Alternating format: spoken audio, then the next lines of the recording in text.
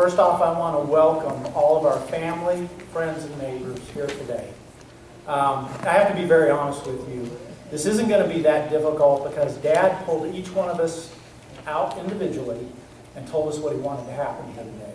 And what he wants is a celebration of his life. So that's what we're going to do. Now, one thing that I'd like to explain is Mom and Dad are very devout Catholics. So there will be a Catholic funeral mass and interment at Barrancas Cemetery later. But Dad wanted to make sure that we were able to celebrate his life and the life that we all had together with all of us, because I know each and every one of you have a memory of him. With that said, one of the things that we wanted to ask is, at the front of the church, when you first come in, there's a table set up. It's probably easier if you look at the brochure. On there, there's an email address and address. If you have a favorite story about Dad, and I know there's a lot of Berryville folk that do, if you wouldn't mind sending that to us, it would be a blessing. We'd appreciate it. We're going to try to make a book. But anyway, I want to tell you that we're all humbled that all of you are here. I want to start off by telling you this is not going to be your normal celebration of life. And we're not going to get crazy here, so I don't want... There's Brother Gandy. But I wanted to say a couple sincere thank yous. During Dad's journey, Laura Cushing and Chastity Rao were there to give comfort not only to him and Mom, but to the family. And we love them both as part of our family. If you've been through something like this, you see how their vocation becomes very personal to you. And that certainly happened to us. Also, we were very, very, very blessed to have Father Pat and Father Cook, who's since left, but Father Pat up in Bruton, Alabama. And for those of you who haven't heard the story, right before my dad passed away, Father Pat just happened to be in the neighborhood. And how incredible, miraculous is that?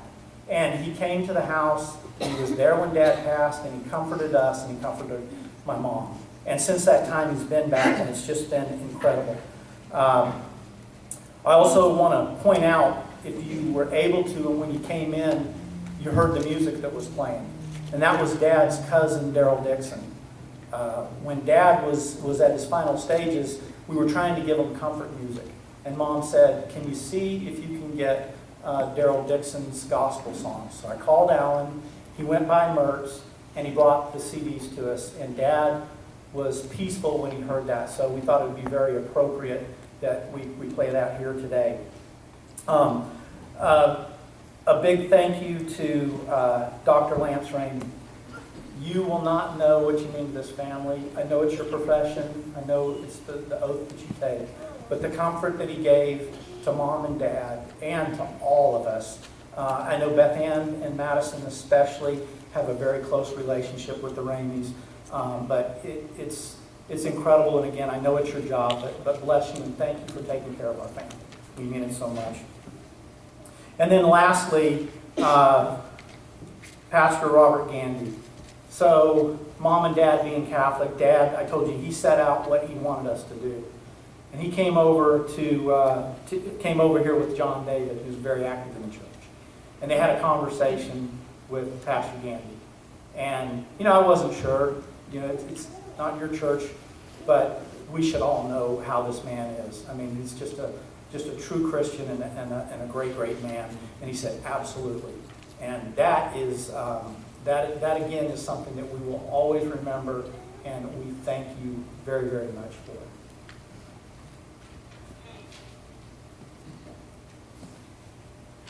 No electricity, so we didn't have any bills, we didn't have any taxes to pay, we didn't have any water bills, electric bills. We used kerosene lamps, and those didn't give out a lot of light. It's hard to read. But we survived. It made us closer. When you look back on your life, and when you have things that worst financially, it seems like it's the ones that you remember the best. And I remember one time that we came home from school, and Cortez and I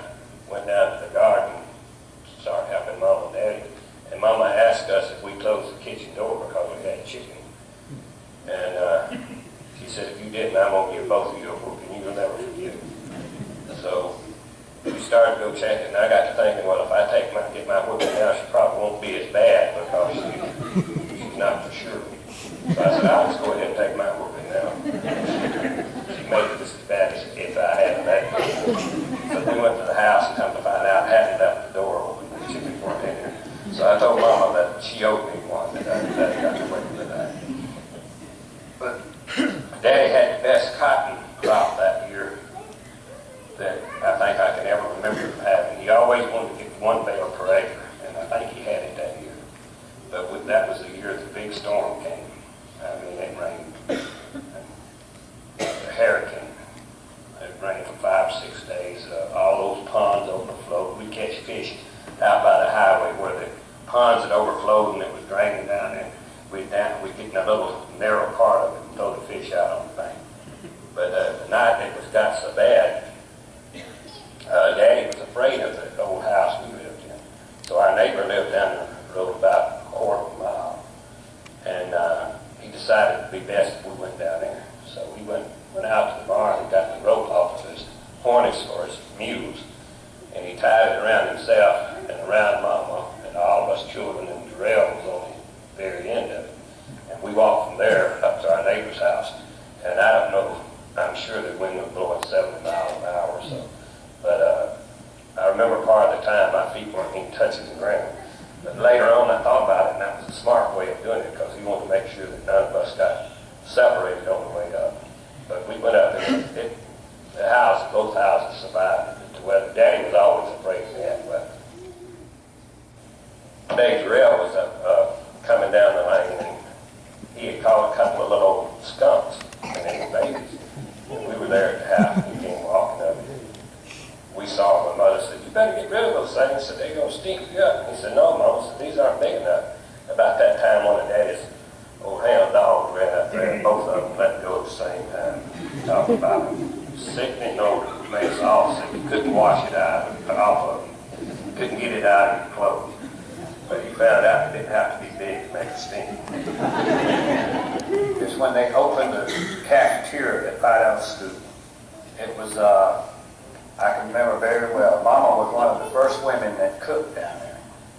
And lunches cost 15 cents each. And if you couldn't afford the 15 cents, one of the children could work in the cafeteria and the others could eat free. And that's what Jean did. She worked in the cafeteria and we got our lunches free. Tiz and I used to talk Mama into letting us go down to Pensacola to fish. And we'd catch the city bus, and she'd give us enough money to ride the bus down. And we'd buy one fishing pole, we'd cut it in half, we'd take our hooks and everything with us, and we'd go and buy a nickel's worth of shrimp where we'd have some bait. And we'd go to where the auditorium is now. This used to be a dock out there. And we'd sit out there and fish, and you'd throw it in, and you'd either catch one of those croakers or they'd get you bait. And we'd sit there and catch one fish after the other. We had a long stringer we'd put them on. And people on vacation and stuff would come by and see us, and they'd ask us if they could borrow our fish to take pictures with. And they'd leave us 50 cents or something, you know. And so we were making money and having a good time fishing at the same time. And we'd get on that bus going back out home, but we had our own section. Nobody sat within 2 or 3 seats. Mama would cook them.